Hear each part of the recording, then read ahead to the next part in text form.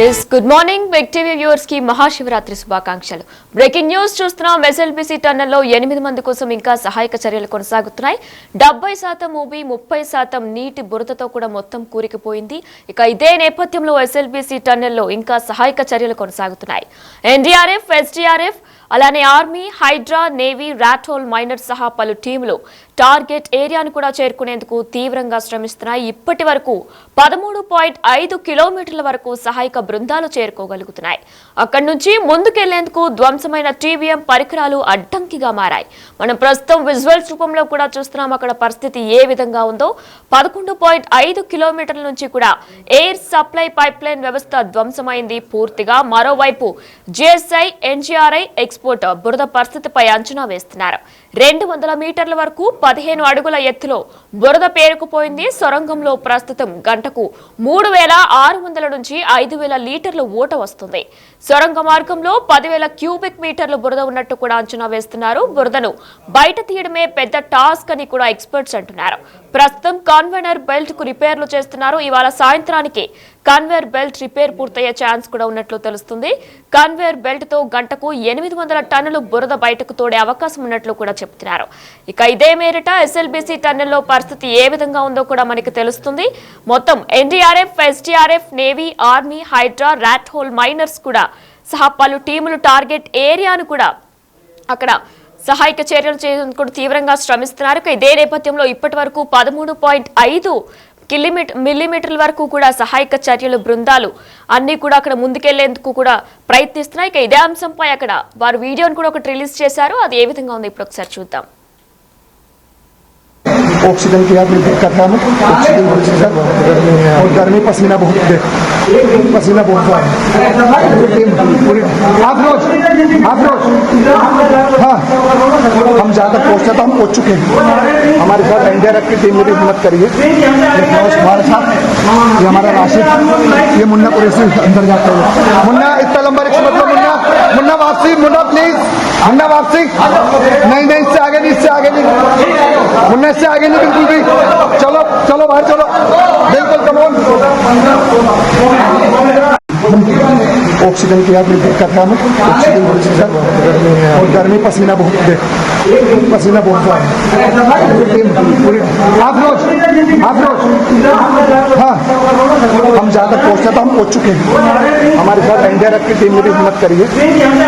हमारे साथ ये हमारा राशिद, ये मुन्ना कुरैशी अंदर जाते हैं.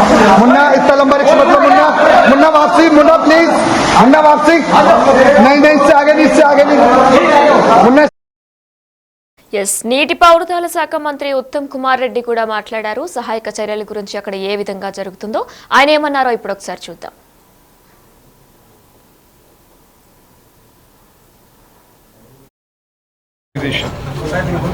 నుంచి వాళ్ళ హెడ్గా పనిచేసిన జనరల్ హర్పాల్ సింగ్ కూడా వాళ్ళు బార్డర్ రోడ్స్ ఆర్గనైజేషన్లో పనిచేసిన టన్నల్ ఎక్స్పర్ట్స్ కూడా రేపు మార్నింగ్ వాళ్ళని ఎయిర్పోర్ట్ హైదరాబాద్ చేరితే సాయంత్రం రేపు మార్నింగ్ వాళ్ళని హెలికాప్టర్లో తీసుకొస్తున్నాం. మీకు కూడా ఒక స్పష్టంగా ఒక విషయం తెలియజేస్తుంటే భారతదేశంలో ఇప్పటివరకు జరిగిన టన్నల్ ఇన్సిడెంట్స్, యాక్సిడెంట్స్లో అత్యంత కాంప్లికేటెడ్ కాంప్లెక్స్ ఇది. సో ఆ స్టేట్ గవర్నమెంట్ మేము 2 లక్ష్యాలతో ముందుకు పోతున్నాం. ముఖ్యమంత్రి గారి ఆదేశాల మేరకు ముందు ఆ 8 ప్రాణాలు కాపాడడం, అది హ్యూమన్ యాంగిల్తో, మానవీయ దృక్పథంతో అది ముందు హైయెస్ట్ ఫోకస్ మాకు. ఆ తర్వాత ఈ యాక్సిడెంట్ సైట్ యొక్క రిపేర్ అండ్ రెక్టిఫికేషన్, మళ్ళీ ఏ విధంగా ముందుకు పోవాలి. సీఎం గారు చాలా పర్టికులర్గా సైడ్ నుంచి యాక్సెస్ 12 కిలోమీటర్లు దాటి తర్వాత ఇప్పుడు ఇక్కడ దారిలో యాక్సెస్ లేకపోవడంతో కూడా చాలా ఇబ్బంది అవుతుంది కదా. ఆ 12th కిలోమీటర్ పాయింట్లో అటు నుంచి కానీ ఇటు నుంచి కానీ ఇంకో యాక్సెస్ సైడ్ నుంచి ఆ టన్నల్లోకి తీసుకొచ్చే అవకాశం చూడండి అని చెప్పి చెప్పడం జరిగింది. We will pursue your option. Right ఇదే అంశంపై మరింత సమాచారం మా ప్రతినిధి శివశంకర్ ఫోన్ లో అందిస్తారు. ఎస్ శంకర్, అయితే ఇప్పటికే 5వ రోజు 8 మంది కోసం కూడా గాలింపు చర్యలు వేగవంతం చేసినట్లు కూడా తెలుస్తుంది. డీటెయిల్స్ ఏంటి? ఇప్పటికీ దాదాపు 96 గంటలు గడిచిపోయింది. అంటే 5వ రోజు కూడా 4 రోజులు కంప్లీట్ అయ్యి 5వ రోజు కూడా ఈ రెస్క్యూ ఆపరేషన్ కొనసాగుతున్నటువంటి పరిస్థితి ఎస్ఎల్బిసి టన్నెల్ దగ్గర కనిపిస్తుంది. ఈ 4 రోజులుగా ఎన్డీఆర్ఎఫ్, ఆర్డీఎఫ్, అదే విధంగా సింగరేణి రెస్క్యూ బృందంతో పాటు ఆర్మీ, నేవీ వీళ్ళంతా కూడా 24 గంటలు షిఫ్టుల వైజ్ గా ఎస్ఎల్బిసి టన్నెల్లో చిక్కుకుపోయిన వారి ఆచూకీ కనుక్కోవడం కోసం రెగ్యులర్ గా మానిటరింగ్ చేస్తున్నటువంటి పరిస్థితి కనిపిస్తుంది. ఏదైతే నిన్న ఉదయం నుంచి కూడా 2 టీమ్స్ కూడా లోపలికి వెళ్లి వచ్చాయి. మధ్యాహ్నం ఒక టీం బయటికి వచ్చిన తర్వాత మేజర్ గా ఉత్తరాఖండ్ లో చిక్కుకున్నటువంటి వారిని రక్షించినటువంటి ర్యాట్ హోల్ మైన్స్ కూడా నిన్న ఉదయం 11:30 గంటల ప్రాంతంలో ఇక్కడికి రావడం, ఇక్కడి నుంచి లోకో ట్రైన్ లో వారికి సంబంధించినటువంటి మొత్తం మెటీరియల్ ను తీసుకుని లోపలికి వెళ్లారు. వారితో పాటు ఎన్డీఆర్ఎఫ్ బృందాలు ఎక్కడైతే లోపల మనుషులు ఉంటారో వారిని పసిగట్టేందుకు డాగ్స్ ను కూడా తీసుకువెళ్ళినటువంటి పరిస్థితి కనిపించింది. ఇక మంచి విజన్ తో కూడినటువంటి కెమెరాస్ తో పాటు ఈ యొక్క బ్లూ ప్రింట్ మిగతా అంశాలను కూడా ఈ టీం క్షుణ్ణంగా పరిశీలిస్తుంది. నిన్న రాత్రి వరకు కూడా అక్కడికి ఎవరైతే ర్యాట్ హోల్ మెనర్స్తారో వారు అక్కడికి చేరుకున్నారు. అంటే దాదాపు వారు ఎక్కడైతే టీబీఎం మిషన్ బాగా దెబ్బతో ఎక్కడైతే ప్రమాదం జరిగి అక్కడ పైనుంటి బురదంది కిందకు వచ్చిందో ఆ ప్రాంతానికి దాదాపు 15 మీటర్ల దూరంలో నుండి కూడా ఒక వీడియోను పోస్ట్ చేయడం జరిగింది. అక్కడంతా చీకటిగా ఉంది. మొత్తంగా అక్కడ పెద్ద ఎత్తున బురద అనేది కిందికి వచ్చింది. దాదాపు అది ఒక చోట 100 నుంచి 200 మీటర్ల వరకు కూడా బురద ఉండే అవకాశం ఉందని చెప్పి కూడా అక్కడ ఆక్సిజన్ కూడా కొంత ఇబ్బందిగా మారినటువంటి పరిస్థితి ఉందంటూ కూడా వాళ్ళు ఒక వీడియోను పోస్ట్ చేయడం జరిగింది. ఇదంతా కూడా దాదాపు 4 రోజులు గడిచిపోయింది. ముఖ్యంగా ఇప్పటి వరకు వారి ఆచూకీకి సంబంధించినటువంటి ఎలాంటి ఆనవాళ్ళం కానటువంటి పరిస్థితి ఎస్ఎల్బిసి దగ్గర కనిపిస్తుంది. ఓవరాల్ గా ఎవరైతే ర్యాట్ హోల్ మైనర్స్ ఉన్నారో వారైతే ఈ రోజు తిరిగి ఉన్నతాధికారుల ఆదేశాల మేరకు లోపలికి వెళతాము, ఖచ్చితంగా అక్కడ వారికి సంబంధించినటువంటి ఆచూకీని కనుక్కుంటామని చెబుతున్నప్పటికీ మరోవైపు ఇది పూర్తిగా ఏదైతే రెస్క్యూ చాలా ప్రమాదకరంగా ఉంటుంది కాబట్టి దీన్ని జాగ్రత్తగా ఉండాలంటూ కూడా ఉన్నతాధికారులు ఆదేశాలు జారీ చేస్తున్నటువంటి పరిస్థితి ఇక్కడ కనిపిస్తుంది. ఇక ముఖ్యంగా ఇప్పుడే అంటే ఉదయం 1 గంట క్రితమే లోపలికి కొంతమంది టెక్నీషియన్స్ వెళ్లారు. వీళ్ళంతా అక్కడ టీబీఎం మిషన్ కు సంబంధించినటువంటి పార్ట్స్ ను చిన్నగా కట్ చేయడానికి, వెల్డింగ్ లైన్ తో తొలగించడానికి వాళ్ళు లోపలికి వెళ్ళినటువంటి పరిస్థితి ఇప్పుడు టన్నెల్ కనిపిస్తుంది. ఇప్పటికీ పూర్తిగా ఈ యొక్క ఆపరేషన్ కొనసాగుతుంది. ముఖ్యంగా ఎక్కడైతే ఆ బురద పేరుకుపోయి ఉందో ఆ బురదను తొలగించకూడదు. బురదను క్లీన్ చేసే క్రమంలో దాని బ్యాక్ సైడ్ లో ఉన్నటువంటి మట్టి, వాటర్ తో కలిసినటువంటి ఒక మిశ్రమంలా ఉండే ఒక మొత్తం కూడా ఉన్న పలంగా బయటికి వస్తుంది. అక్కడ పనిచేసే వారికి ప్రమాదకరంగా ఉంటుందని చెప్పి కూడా జియోలాజికల్ ఎక్స్పర్ట్స్ చెప్తున్నారు. ముఖ్యంగా ప్రమాదం జరిగిన చోట ఉన్నటువంటి బురదను, ప్రమాదం జరగకముందు ఉన్నటువంటి మట్టిని ఇప్పటికే ల్యాబ్ కోసం పంపారు. వాటి పూర్తి నివేదిక ఆధారంగా ఈ రోజు పూర్తిగా దీన్ని అక్కడ ఉన్నటువంటి మట్టి సాయిల్ యొక్క లక్షణం ఏంటి, అక్కడ ఉన్నటువంటి భూపొరలలో ఎలాంటి సాయిల్ మిక్స్ అయి ఉంది అనే ఒక నివేదిక ఈ రోజు రావాల్సి ఉంది. మొత్తంగా అది వచ్చిన తర్వాతనే అక్కడ ఉన్నటువంటి మట్టిని, బురదను తొలగించే ప్రయత్నాలు చేయాలని చెప్పి కూడా అధికారులు ఆదేశాలు జారీ చేస్తున్నటువంటి పరిస్థితి. ఇక ముఖ్యంగా జాన్సన్ కంపెనీ వాళ్ళు మాత్రం లోపల ఉన్నటువంటి బురదను ఒక్కసారిగా తొలగిస్తే పెను ప్రమాదం చోటు చేసుకుంటుంది, ఇంకా ప్రమాదం ఎక్కువ అవుతుంది కాబట్టి అట్లాంటి పనులు చేయకూడదని చెప్పి కూడా లోపలికి వెళ్ళినటువంటి రెస్క్యూ టీంలకు చెబుతూ వస్తున్నటువంటి పరిస్థితి కనిపిస్తుంది వినయన. ఇక ముఖ్యంగా ఈ రోజు కూడా ఈ రెస్క్యూ ఆపరేషన్ కొనసాగడంతో పాటు ఖచ్చితంగా వారి ఆచూకీ కోసం అయితే అధికారులు అహర్నిశలు ప్రయత్నాలు చేస్తున్నటువంటి పరిస్థితి ఎస్ఎల్బిసి టన్నెల్ దగ్గర కొనసాగుతూ వస్తుంది. ముఖ్యంగా ఎస్ఎల్బిసి దగ్గర ఇప్పటికే ఎన్డీఆర్ఎఫ్ బృందాలు ఎక్కడైతే లోతట్టు ప్రాంతంగా ఉందో అక్కడే ఉన్నారు, టన్నెల్ దగ్గరే ఉన్నారు.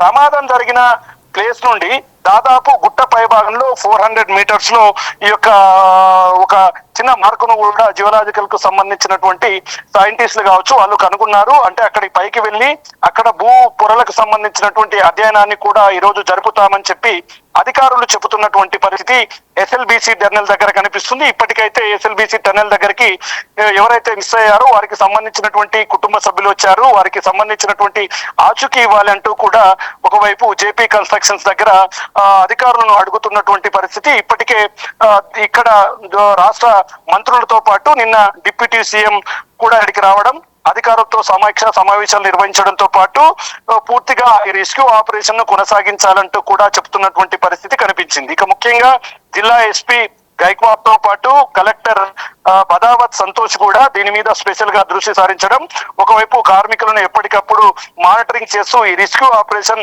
యథావిధంగా సక్సెస్ఫుల్ గా కొనసాగేందుకు ముందుకు వెళుతున్నారు. 5వ రోజు రెస్క్యూ ఆపరేషన్ పై సర్వత్రా ఆసక్తి నెలకొంది ఉందని చెప్పవచ్చు.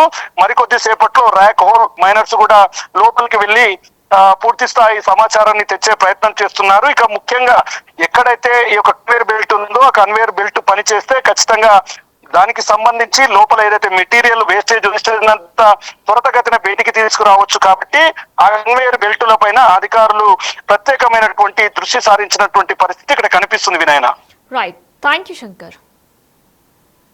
ఎస్ఎల్బిసి టన్నెల్లో చిక్కుకుపోయిన 8 మందిని రక్షించేందుకు రెస్క్యూ ఆపరేషన్ లో మరింత వేగం పెంచారు. రెస్క్యూ ఆపరేషన్ నేటితో 5వ రోజుకు చేరుకుంది. NDRF, SDRF, navy, army, HYDRAA, rat hole miners సహా పలు టీంలు టార్గెట్ ఏరియాను చేరుకునేందుకు తీవ్రంగా శ్రమిస్తున్నాయి. ఇప్పటి వరకు కూడా 13.5 కిలోమీటర్ల వరకు సహాయక బృందాలు చేరుకోగలుగుతున్నాయి. అక్కడి నుంచి ముందుకెళ్లేందుకు కూడా ధ్వంసమైన టీబీఎం పరికరాలు అడ్డంకిగా మారాయి. మనం ప్రస్తుతం విజువల్స్ రూపంలో కూడా అక్కడ పరిస్థితి ఏ విధంగా ఉందో కూడా చూస్తున్నాం. 11.5 కిలోమీటర్ల నుంచి ఎయిర్ సప్లై పైప్ లైన్ వ్యవస్థ పూర్తిగా ధ్వంసమైంది. మరోవైపు జిఎస్ఐ, ఎన్జీఆర్ఐ ఎక్స్పర్ట్స్ బురద పరిస్థితిపై అంచనా వేస్తున్నారు. 200 మీటర్ల వరకు 15 అడుగుల ఎత్తులో బురద పేరుకుపోయింది. సొరంగంలో ప్రస్తుతం గంటకు 3600 నుంచి 5000 లీటర్లు ఊట వస్తుంది. ఇక సొరంగ మార్గంలో 10,000 క్యూబిక్ మీటర్లు బురద ఉన్నట్టు కూడా అంచనా వేస్తున్నారు. బురదను బయటకు తీయడమే పెద్ద టాస్క్ అని కూడా ఎక్స్పర్ట్స్ అంటున్నారు. ప్రస్తుతం కన్వేయర్ బెల్ట్ కు రిపేర్లు చేస్తున్నారు. ఇవాళ సాయంత్రానికి కన్వేయర్ బెల్ట్ రిపేర్ పూర్తయ్యే ఛాన్స్ ఉన్నట్లు కూడా తెలుస్తుంది. కన్వేయర్ బెల్ట్ తో గంటకు 800 టన్నుల బురద బయటకు తోడే అవకాశం ఉందని కూడా నిపుణులు చెప్పుకొస్తున్నారు. టీబీఎం మెషిన్ దాటిన తర్వాత 100 మీటర్ల మేర బురద పేరుకుపోయింది. అక్కడి వరకు వెదురు బొంగులు, థర్మోకాల్ షీట్లతో చేసిన ఫిషింగ్ బోట్లతో రెస్క్యూ టీమ్స్ వెలుగొలుగుతున్నాయి. ఇక ఆ తర్వాత దట్టమైన బురద సుమారు 6-7 అడుగుల ఎత్తులో పేరుకుపోయి ఉంది. ఇక అడ్డంకికి దాటితేనే ప్రమాదానికి గురైన టీబీఎం ముందు భాగం, అందులో చిక్కుకుపోయిన 8 మందిని గుర్తించే అవకాశం ఉంటుంది. అయితే ఆ ప్రాంతానికి సహాయక బృందాలు వెళ్లలేకపోతున్నాయి. పుషింగ్ కెమెరాలు, డ్రోన్లు, సిగ్నలింగ్ వ్యవస్థ ఎన్ని ఏర్పాట్లు చేసినా సరే ఫలితం రావడం లేదు. ప్రమాదం జరిగిన ప్రాంతానికి చేరుకునేందుకు సొరంగం పై నుంచి కానీ పక్క నుంచి కానీ వెళ్లే మార్గాలను కూడా అన్వేషిస్తున్నట్లు కూడా ఇప్పటికే మంత్రి ఉత్తమ్ రెడ్డి కూడా తెలిపిన వీడియో మనం చూసాం. ఇక ఉప ముఖ్యమంత్రి బట్టి విక్రమార్క, అలానే ఉత్తమ్ కుమార్ రెడ్డి, రోడ్డు భవనాల శాఖ మంత్రి కోమటిరెడ్డి వెంకటరెడ్డి, ఇక పర్యాటక శాఖ మంత్రి జూపల్లి కృష్ణారావు సహాయక చర్యలు కూడా నిర్వహించారు. ఇండియన్ నేవీ, ఎన్డీఆర్ఎఫ్ కలిసి ప్రయోగాత్మకంగా కూడా మరొకసారి సొరంగంలోకి వెళ్లి ఇవాళ టార్గెట్ ఏరియాకు వెళ్లేందుకు కూడా ప్రయత్నిస్తామన్నారు. 8 మంది ప్రాణాలను కాపాడటమే మొదటి ప్రాధాన్యంగా చర్యలు చేపడుతున్నట్లు కూడా ఉత్తమ్ రెడ్డి వివరించారు. और गर्मी पसीना बहुत आप रोज हाँ हम जहाँ तक पहुँचते तो हम पहुँच चुके हैं. हमारे साथ एनडीआरएफ की टीम ने भी हिम्मत करी है. हमारे साथ ये हमारा राशिद, ये मुन्ना कुरैशी अंदर जाते हुए. मुन्ना इतना लंबा रिक्शा मतलब मुन्ना वापसी, मुन्ना प्लीज, मुन्ना वापसी. नहीं इससे आगे नहीं, मुन्ना इससे आगे नहीं बिल्कुल भी. चलो बाहर चलो.